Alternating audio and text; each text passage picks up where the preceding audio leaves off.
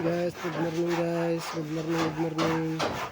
Yung video ko po natin ngayon, ipapakita ko kung paano ko ginagawa yung hagdan. Ayan po, yung pisahan ko na para naman makaakyat ng maayos yung mga boss ko sa second floor. Para pa bisita sila sa second floor pag lahat. Ayan guys, inumpisan ko na yan. Ilalagay ko na yun sa ilalim.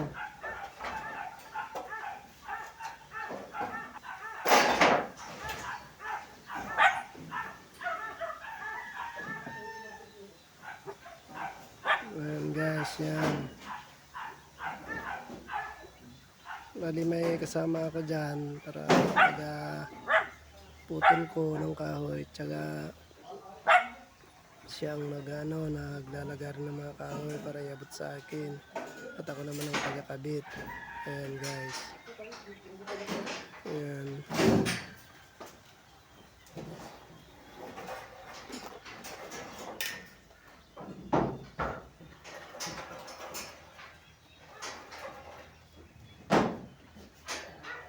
Guys, yan pa lang yung unang kahoy niya guys na kinakabit namin. Bali, umpisa pa lang yan.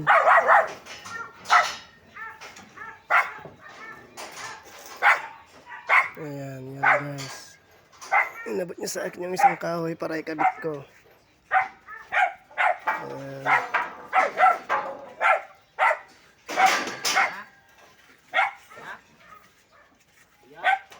Selen, kunin mo yung panos.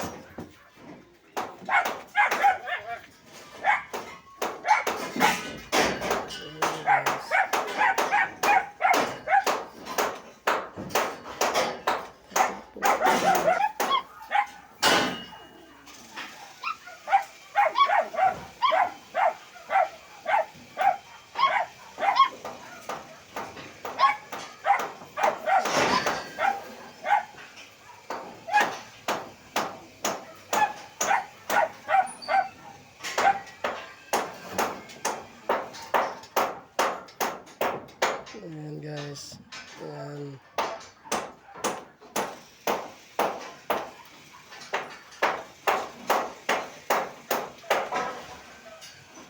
Umpisahan ko na guys para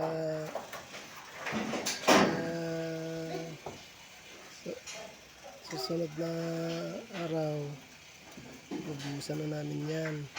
Ayan guys.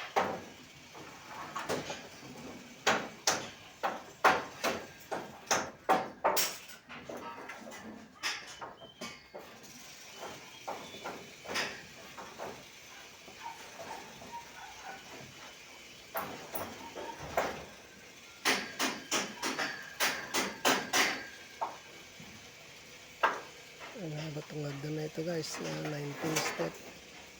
Pero mababa lang kasi ang riser na ginawa ko dyan, 16.5 lang, kaya para ka lang din naglalakad sa patag. Napaka-easy yung riser niya, tapos yung step niya is 30. Ayan guys.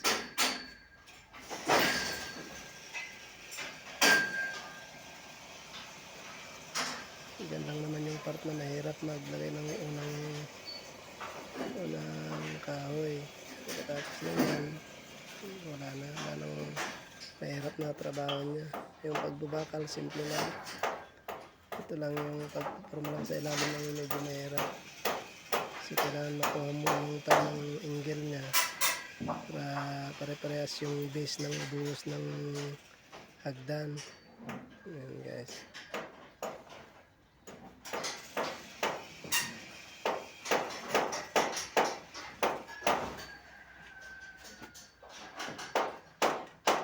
Ayan.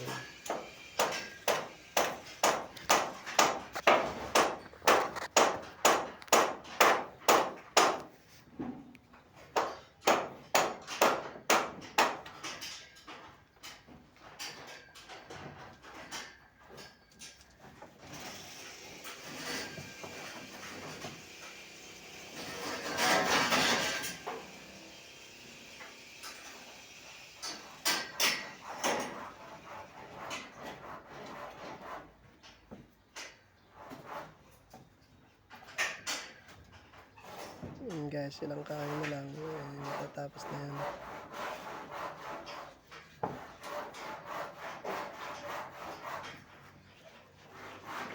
Ayan, ito na lang guys.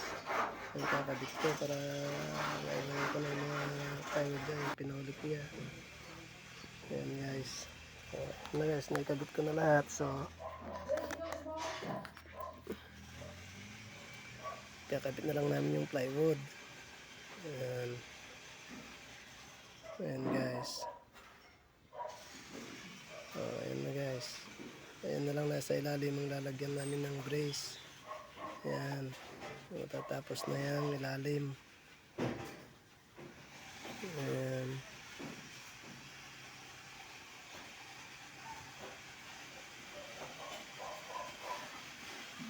Tapos habang ginagawa ko yung hagdan, pinasabay ko na rin pinabaklas itong mga forma sa ilalim, mga tubo para may lipat namin sa taas, sa second floor para mapatay na namin mga posting niya.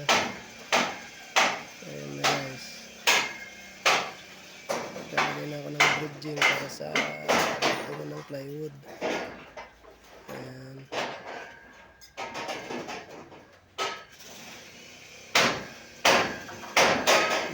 Madilim kasi malayo yung video ko, malayo itong cellphone ko.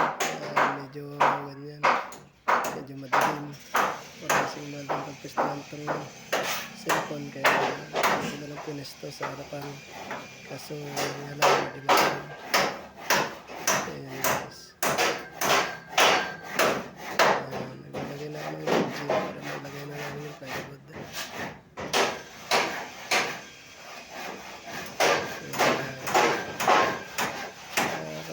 Kapag yung mga boss namin, maganda-ganda yung nila sa taas papuntang second floor, hindi yung hanggang mahirapan sila umakit. Ayan guys.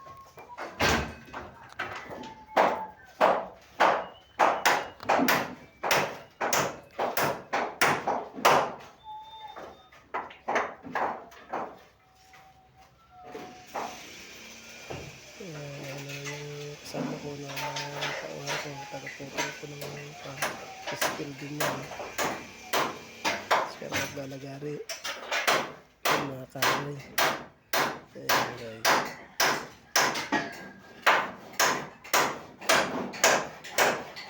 Ayan. Pag nailagay na lahat yan, pag-isalan ko para yung itlap ko, nailagay namin yung nabuhusan namin. Ayan guys.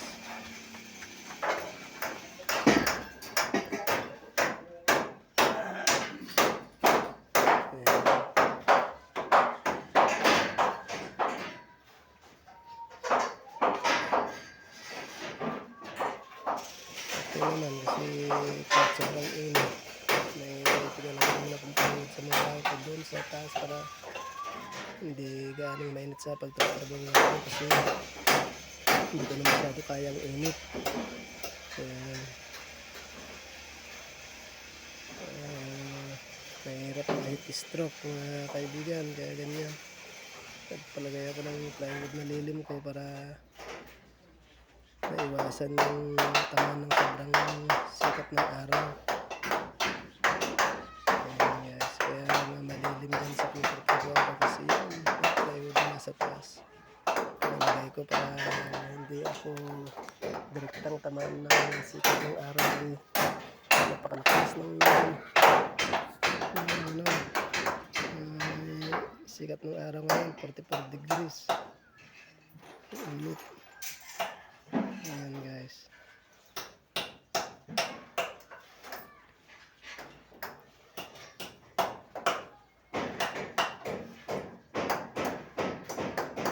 Ayan na.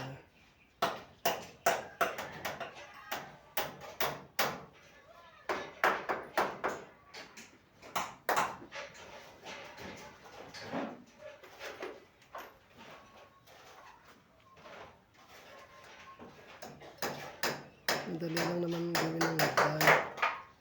sa umpisa ka lang nahirapan dahil dyan sa paglalagay ng forma dyan sa ilalim.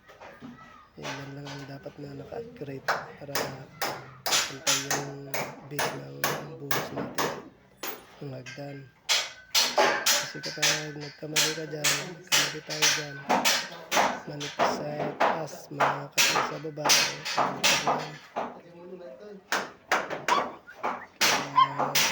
kaya accurate yan guys. Yan.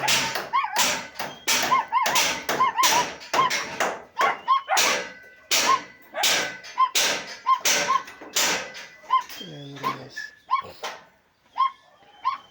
Yan lang ang matagal guys na ikabit yung forma sa ilalim, pero pagka nalagay na yan, ang bilis na yan. Ayan.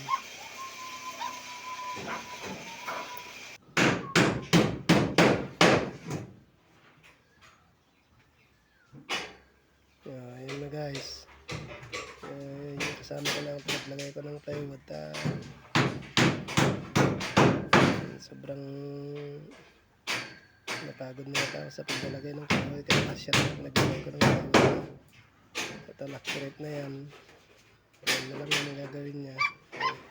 Dali na lang. Ayan. Tapos na yung kahirapan yan guys. Magbabakal na lang. Dali na. Ayan.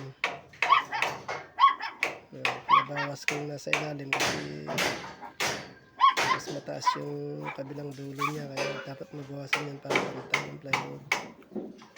Ayan guys.